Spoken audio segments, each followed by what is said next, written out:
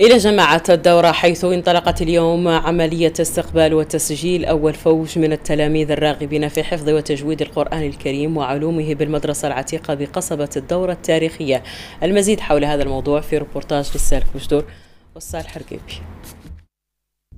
إذن ببدء التعليم المحضري وتعليم علوم القرآن والعلوم الشرعية، استقبلت المدرسة العتيقة بقصبة الزرقيين طلاب العلم من مختلف المدن والأقاليم ومن مختلف الأعمار لتلقي مناهج حفظ القرآن وتعلم أحكام الدين. أعلنا على الافتتاح ديال المدرسة العتيقة في شق حفظ القرآن، وبحكم عن إن شاء الله يكون الافتتاح الرسمي ديال المدرسة العتيقة في شهر 9، ولكن قبل من الافتتاح كنهيئوا التلاميذ باش يتعلموا حفظ القرآن، واستغلينا هذه 3 شهور ولا 4 شهور اللي بزالت باقي على الموسم الدراسي باش أي واحد باغي يقرأ القرآن ولا باغي يتجويد يجي مرحبا به لهي المدرسة يتسجل فيها وكل شيء. وحنا بإمكانياتنا وفرنا لها الإمكانيات كاملة اللي هي كتوفر في المدارس العصرية اللي تجويد. استقبلنا الحمد لله مجموعة من التلاميذ قصد تهيئتهم للسنة المقبلة إن شاء الله، ونتمنى من الله أن تكون هذه المدرسة فاتحة خير على المنطقة، وهي بادرة طيبة من السكنة من هذه السكنة. وإن شاء الله في الأسبوع المقبل إن شاء الله ستكون انطلاقة رسمية، ونتمنى من الله التوفيق للجميع.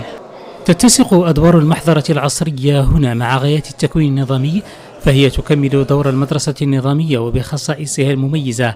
تضمن المحضرة هنا بجهاز البيداغوجي تعليما متكاملا بوسائل بشرية ومادية هامة. هذه الناس اليوم هون كلها جاب ولده وجابهم هون دي المعلمة مجهزة من جميع الحمد لله المرافق اللي تتطلب الحياة، وذوهم الحمد لله اليوم هون بادين للتهيئة إن شاء الله الموسم الحالي اللي هو في شهر 9 اللي تفتح افتتاح رسمي إن شاء الله على أبناء جميع المقاربة من طنجة لقويرة. وعلى أنها مستعدة ذي المحضرة على أنها تقوم بأحسن قيام، وجميع الطلاب الحمد لله جميع المرافق مجهزة من جميع لا بالنسبة للمعلمين ولا بالنسبة للفقهاء ولا بالنسبة للتجهيزات كاملة الحمد لله مجهزة. هاي المعلمة التاريخية والدينية وبحضورنا مولي في يوم الافتتاح ديالها اللي هو يوم استقبال الطلبة، ونعرفوا على أنه هذه قيمة مضافة على الجهات الجنوبية كاملة لهذه المعلومات.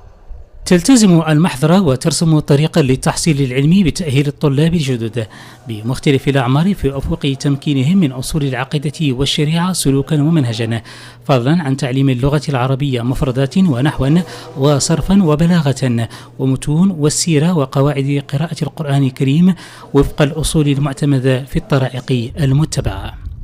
جايب تريكون المحضرة وأعطينا عنها محضرة زينة وجيدة فيها لهم الخير وفيها لهم النجاح وسداد.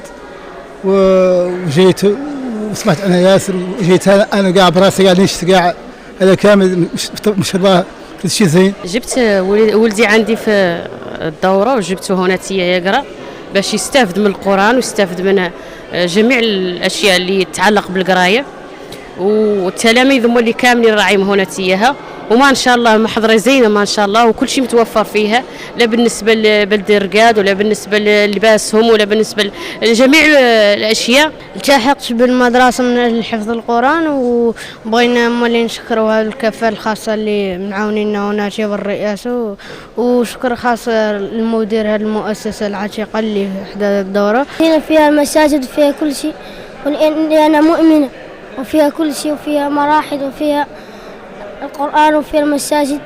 جينا الطرفة باش نتعلم القرآن الكريم والتجويد، وعلى المسؤولين وجيشنا، والله عمركم عمارة مكة والمدينة وجازيكم بالخير. تتغير المدرسة العلمية بقصبة الزرقيين تمكين الأجيال من تعليم محضري متكامل داخل المنظومة التربوية الوطنية بالنظر للأهداف المتوخاة منها، وخاصة فيما يتعلق بالمحافظة على الهوية الدينية والوطنية والتراث العلمي والحضاري للأجيال المستهدفة من التعليم داخل أسوار المدرسة.